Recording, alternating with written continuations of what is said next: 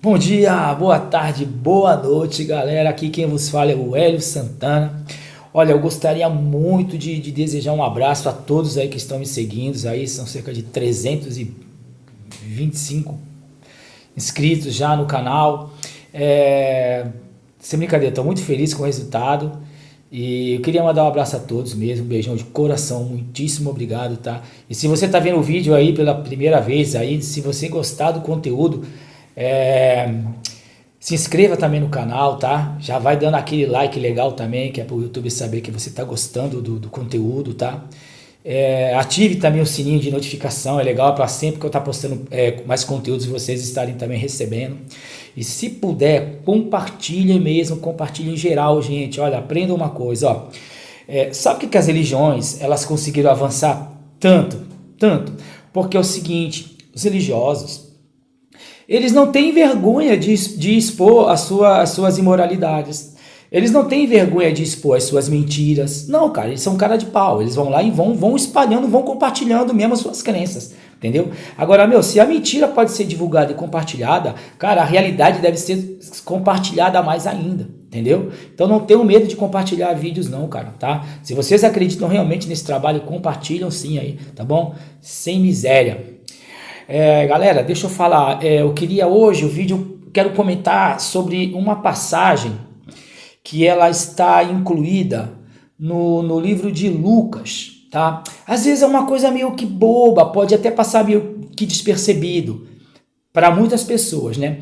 Mas para as pessoas que têm um senso crítico e elas conseguem dissecar realmente a Bíblia, né? Os pormenores dela que está ali, muitas coisas que passam despercebido aos olhos dos outros, né? Para as pessoas que têm um senso crítico, esses pormenores faz toda a diferença, tá? Eu vou falar aqui do livro de Lucas, no capítulo 23, no capítulo 23 do livro de Lucas, no versículo 43, tá? Lucas 23, versículo 43. É sobre a tal passagem, né, da historinha que a gente lê lá, que tá lá Jesus, né, já na cruz, e tem dois ladrões, né, um à sua direita e um à sua esquerda, né. E nos dito ali a seguinte afirmação. Eu vou ler aqui o versículo 43, tá? Jesus respondeu: eu afirmo a você que isto é verdade. Dois pontos. Hoje você estará comigo no paraíso, né? Essa afirmação é muito forte, né? O que essa afirmação está falando? Essa afirmação aqui está nos dizendo que não existe um julgamento, né? Do contrário, né? Do nada, um dos ladrões ali pede perdão, tá?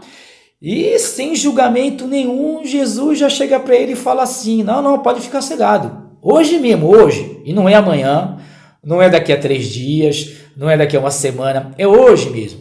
Hoje estarás comigo no paraíso.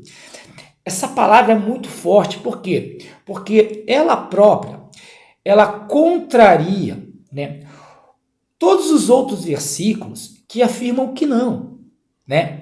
Que o julgamento, essa ideia de paraíso, de céu e de inferno, não é uma coisa presente. Não é uma coisa que ocorre no momento atual que a pessoa morre ali, né? A pessoa morre, aí ela já vai direto, ou para o céu ou para o inferno. Não é assim que a Bíblia relata o que acontece com os mortos, né? Do contrário, a Bíblia fala que quando a pessoa morre, né? Que até no caso lá do Lázaro, né? O Lázaro morreu, já estava lá 4, 5 dias mortos lá e ele não foi tipo para lugar nenhum. Né? A Bíblia não fala se ele foi para o inferno, se ele foi para o paraíso. Não, a pessoa simplesmente morre, né? Fica lá na memória, né, de Deus, e no dia do suposto juízo final, né, que aí sim, que ele vai ressuscitar os mortos, né? Aí sim vai haver um julgamento, não é verdade? Então, e aí sim, depois desse julgamento, né, todas as pessoas que já, né, viveram no globo terrestre, né, vão ser ressuscitadas e depois desse julgamento, sim, né, umas vão para o céu, outras vão para o inferno. Tomara que se existisse mesmo, puta, tomara que eu vá para o inferno. Já passou, passar uma eternidade com crente, puta que pariu. Mas enfim, brincadeiras à parte, essa afirmação aqui, né, de Jesus falar pro suposto ladrão aqui que naquele dia mesmo ele iria para o paraíso, é muito forte, né? O que ela nos prova? O que essa simples afirmação nos prova? Essa simples afirmação nos prova que é o seguinte: a Bíblia não foi inspirada por uma única fonte, né? As pessoas têm o costume de falar assim, não, porque toda palavra foi inspirada pelo Senhor. Não, não existe uma única fonte ali, né? Vamos supor aí a ideiazinha do suposto lá, o espírito de povo, né? O Espírito Santo, né? Vamos supor que todos esses escritores ali, né, tivesse na cabecinha deles ali aquela inspiração do Espírito Santo ali, né, tipo, escreva assim, escreva assim. Porra, meu, esse Espírito Santo deve ser muito burro, tá ligado? Porque, tipo assim, a Bíblia tem mais incoerências e contradições do que páginas propriamente dito. E isso não é o que eu tô falando. Qualquer pessoa que estuda a Bíblia, estuda mesmo, sabe disso. O que você não pode é fazer o seguinte: você estuda a Bíblia, aí você quer cair nas desculpas esfarrapadas dos crentes, né? Aquelas desculpas, não, mas isso aí tem que ver o contexto, essa parte foi mal traduzida. Não, isso aí é caô para não admitir que a Bíblia realmente tem erro pra caramba, entendeu? Então, quando você lê toda a Bíblia, né, você sabe que, isso aí é óbvio, ela tem mais incoerências e contradições do que páginas. Então, veja só, o suposto, né, escritor que escreveu isso, que também não foi Lucas porra nenhuma, né, a gente sabe hoje em dia que também são pseudos escritores, né, não é o próprio Lucas que foi lá e escreveu isso, não, a gente quando estuda toda essa história, a gente sabe que são outros escritores, né, que escreveram essas baboseiras. Cada escritor, ele tinha uma convicção religiosa daquilo, né, a crença dele era bem diferente da crença de um outro escritor. Por isso que a gente vê tanta contradição, né? Paulo vai lá e escreve algo, Pedro vai lá e escreve totalmente contrário do que Paulo escreveu, porque eles não se entendem, porque não é uma fonte só inspirando eles. Não, é simplesmente o achismo pessoal de cada escritor que vai relatando ali, né? Então, olha só, aí eu estava fazendo uma pesquisa, né, sobre esse versículo, né, de Lucas 23, 43. A maioria esmagadora das Bíblias, elas contêm realmente essa passagem do jeito que está aqui, né? Então disse-lhe Jesus, né? Hoje estarás comigo no paraíso, como se esse suposto ladrão estivesse realmente no mesmo dia, né? Eu vou tentar mostrar para vocês aqui, ó, nessa versão aqui da Bíblia, aqui, não sei se vai dar para vocês verem, vou tentar colocar de um ângulo aqui. Ó, né? Eu afirmo, que hoje também estarás comigo no paraíso, tá? Beleza. Na versão da King James também. Na versão King James aparece a mesma coisa. Olha aí. Fala que observem bem. Não há vírgula depois do hoje, né? Ou seja, é naquele mesmo dia que o ladrão vai estar lá. Só que na versão da Bíblia dos Testemunhas de Jeová, eles já tentaram fraudar, né, o que está escrito. Eles colocaram 2 pontos depois do termo hoje. Olha como ficou já para a versão dos Testemunhas de Jeová. Verifiquem vocês mesmos, olha lá, JW, né, organização JW lá, né? Então, olha só. Repare que esses 2 pontos depois da palavra hoje, ela muda totalmente o contexto. Ela muda. Porque uma coisa é eu falar assim para vocês: olha, hoje mesmo você vai estar comigo no paraíso. Outra coisa é eu colocar uma vírgula depois do hoje. Porque senão eu poderia estar falando para você o seguinte: olha, eu te garanto hoje, ponto, estarás comigo no paraíso. Ou seja, eu só estou te garantindo hoje. Eu estou te falando isso hoje. Não que você vai estar hoje no paraíso. Eu só estou te falando isso hoje. Olha, eu te falo isso hoje. Um dia, tu vai estar comigo no paraíso. Mas não, a Bíblia não diz isso. Aí você vai perguntar para mim assim, mas se nós não temos os originais, como saber onde é inserida a vírgula? Como saber onde é inserida os pontos, né? Aí é que é o problema. Por quê? Cada copista, quando tenta traduzir do grego para outra língua, ele vai colocar ponto e vírgula onde ele quiser, gente. Eu não sei se vocês sabem disso. o que acontece é o seguinte, olha só isso aqui. Observem bem isso aqui, tá? São fragmentos de textos, tá? Gregos, os supostos originais. O problema é o seguinte, e agora eu vou consultar aqui um livro, que muito bom também, o que Jesus disse, o que Jesus não disse, tá? Do Barth, né? Do Bart Ehrman. Olha o que ele nos diz na página 58, tá? Quem tiver esse livro, quiser consultar também, tá? Porque tudo comigo é assim, meu. Tudo comigo é provado, é capítulo, é versículo, é tudo. Para não pensar que eu estou inventando, que eu estou, sabe? Olha só o que ele vai relatar aqui, tá? Um dos problemas com textos gregos antigos, o que inclui todos os escritos cristãos mais primitivos, incluindo os do Novo Testamento, é que, quando eram copiados, não se usavam marcas de pontuação, ou seja, não se usava marcas de pontuação. Não tinha vírgula, não tinha ponto final, não tinha ponto de interrogação, não tinha ponto de exclamação, não tinha nada. Não se fazia distinção entre letras minúsculas e maiúsculas. E o que ainda é mais estranho para leitores modernos, não havia espaços de separação entre as palavras. Esse tipo de escrita sequencial era chamado de escriptocontínua. Vocês estão entendendo? E é claro, muitas vezes podia dificultar lê-los. Nem falemos, então, em entendê-los. Ou seja, quando você vai pegar um texto que ele não tem separação, ele não tem espaço entre uma palavra e outra. Quando você vai pegar um texto que não tem vírgula, não tem ponto de exclamação, não tem dois pontos, não tem ponto final, não tem ponto de interrogação, o que vai ocorrer ali? É o achismo pessoal do tradutor. Vocês estão me entendendo? Aí é que mora o perigo. Porque cada tradutor, cada copista da época, né? Imagina lá, você tem o copista da época, imagina você lá, né? Vivendo em suposta época. Aí você tem simplesmente o trecho de um pedaço, de um fragmento. Aí você vai ter isso daqui, né? Você vai ter isso daqui. Imagina você tendo isso aqui em mão. Olha o espaço, olha as lacunas que tem aí. Olha aí, palavra por palavra, sem espaço, sem vírgula, sem pontuação. Agora, esse espaço que não tem palavra nenhuma aí, como vocês imaginam que o copista lá vai fazer para arrumar isso daqui? Ele vai criar ele mesmo, ele vai julgar ele mesmo. Pô, tá faltando um pedaço aqui. Eu, por mim mesmo, eu vou escrever aqui, isso. É assim. Ou seja, o livro que chamamos de Bíblia hoje em dia não tem nada a ver com inspiração divina nenhuma. Não se tem nele nem o que se tinha nos antigos, originais, porque são fragmentos, já são cópias, copiadas de fragmentos, faltando várias passagens. Então, cada copista ia colocando ali, ao seu bel prazer, o que ele queria.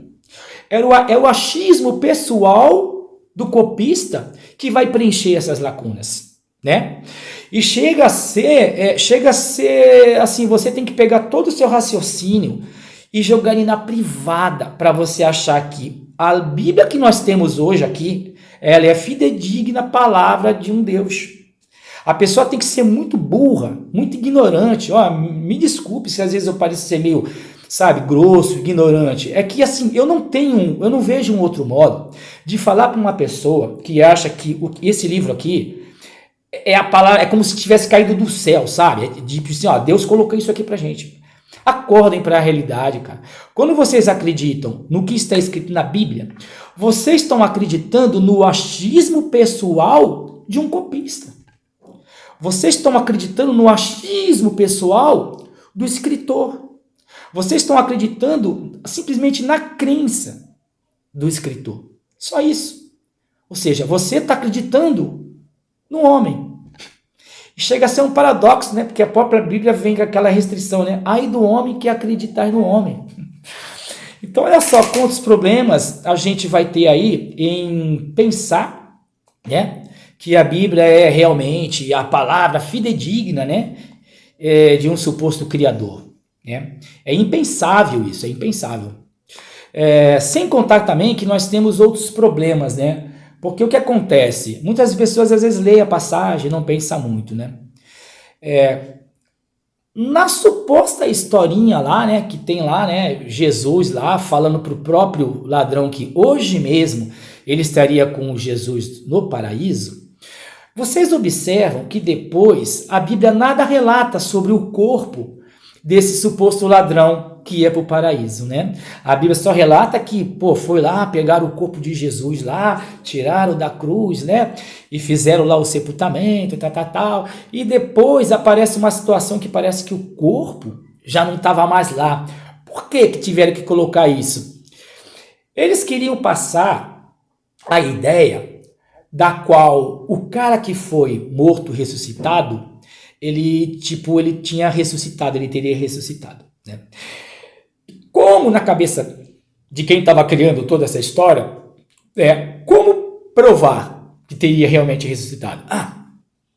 Vamos colocar aqui então que depois o corpo sumiu, né, do sepulcro. Pô, se o corpo sumiu, é porque foi ressuscitado. Ou seja, na cabecinha idiota de quem criou essa história, um corpo não pode sumir a não ser que seja ressuscitado, né?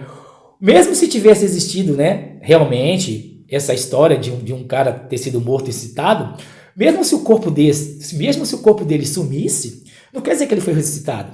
O corpo poderia ter sumido por outras coisas. Imagine um grupo que acreditava realmente, né, que o seu líder ia ressuscitar. Aí esse mesmo grupo vê que o seu líder não ressuscitou. O que esse grupo iria fazer? Porra, vamos sumir com o corpo do cara, né? E depois falar que, olha, o corpo sumiu porque ele ressuscitou. Cara, é muito óbvio isso, meu. Aí depois as pessoas vão perguntar assim para mim, Hélio, mas poxa, e os testemunhos, né, da Bíblia que relatam que realmente viram Jesus? Não houve testemunho nenhum. É só o escritor falando que houve testemunhos. É fácil o escritor chegar lá e falar assim, e mais de 40 pessoas, e cerca de 500 pessoas viram. Peraí, isso não é uma prova. É simplesmente o escritor que está falando que houve essas 500 testemunhas. Você conhece essas 500 testemunhas? Você conversou com ela? Elas próprias falaram para você assim, realmente foi. Não, aqui é o escritor. O escritor pode falar qualquer coisa, gente. Eu acabei de mostrar para vocês fragmentos aqui, ó. Eles pegavam essas lacunas que tinha nos fragmentos e eles colocavam a próprio punho. A próprio punho. É o achismo do escritor aqui. Não tem nada de verificável nessas lendas, né? E chega a ser uma contradição muito grande. Por quê? Agora vocês vão entender o fato de eu estar pensando no ladrão. Porque se eles quisessem realmente passar uma imagem que se um corpo some é porque foi ressuscitado, eles teriam também que dar um fim no corpo do ladrão. Porque o ladrão também, o corpo do ladrão teria que ter sumido também, né, do suposto local onde ele estaria, para provar também então que o ladrão ressuscitou e realmente foi para o paraíso. Mas não, há um silêncio assim ensurdecedor em relação ao ladrão. Porque a preocupação deles não era com o ladrão, de provar também, tá vendo, ó, o ladrão ressuscitou aqui, ó. O corpo onde o ladrão foi enterrado, não tem mais o corpo do ladrão lá. Então também isso prova que o ladrão, né, foi ressuscitado e realmente está no paraíso. Não, só fizeram isso, só inventaram essa historinha lá com o corpo do Jesus, não é verdade? Que chega a ser outra coisa idiota. Porque pensam bem, a própria Bíblia afirma que é o seguinte, quando Jesus morreu, ele teria que ficar 3 dias e 3 noites no seio da terra, né? Então, como que o mesmo cara que teria que ficar 3 dias e 3 noites no seio da terra estaria naquele mesmo dia no paraíso? Porque é dito aqui, ó, eu afirmo a você, e isso é verdade, hoje estarás comigo no paraíso. Jesus não fala aqui que hoje tu vai estar no paraíso. Não, Jesus fala que ele vai estar junto. Hoje estarás comigo no paraíso. Mas Jesus não foi para paraíso nenhum. É a própria Bíblia que diz isso. Não sou eu. De novo, eu não estou falando nada que não esteja na Bíblia.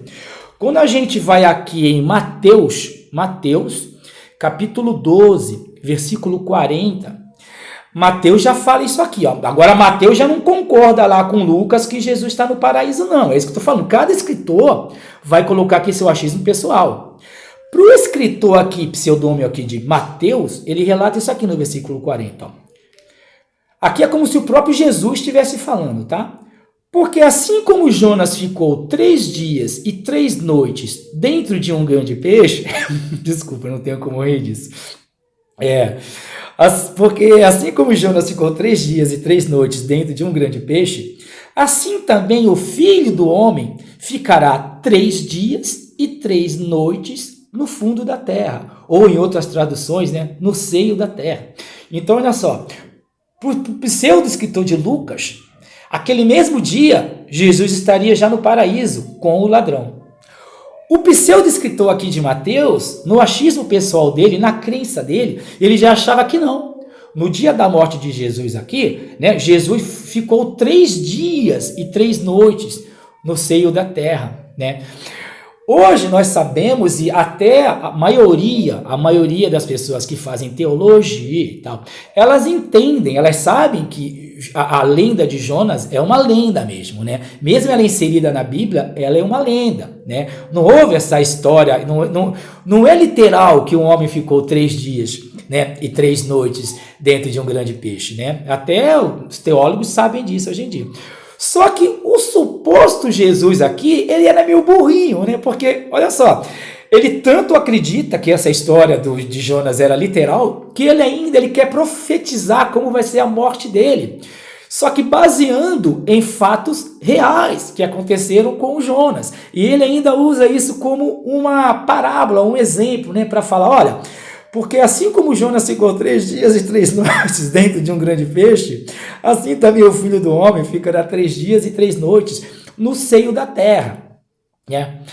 E isso por si só também é outra contradição, porque o próprio Novo Testamento, ele não fala que Jesus ficou 3 dias e 3 noites no seio da terra, né? Basta a gente analisar, fazer uma conta simples aqui, né? A própria Bíblia relata que ele morreu numa sexta-feira à tarde, né? Não era ainda noitinha, era uma sexta-feira ali, no pôr do sol e tal, no entardecer, né? Vamos colocar por volta das 5, 4 horas da tarde, tá bom? Então, olha só, e ressuscitou na madrugada de sábado para domingo, né?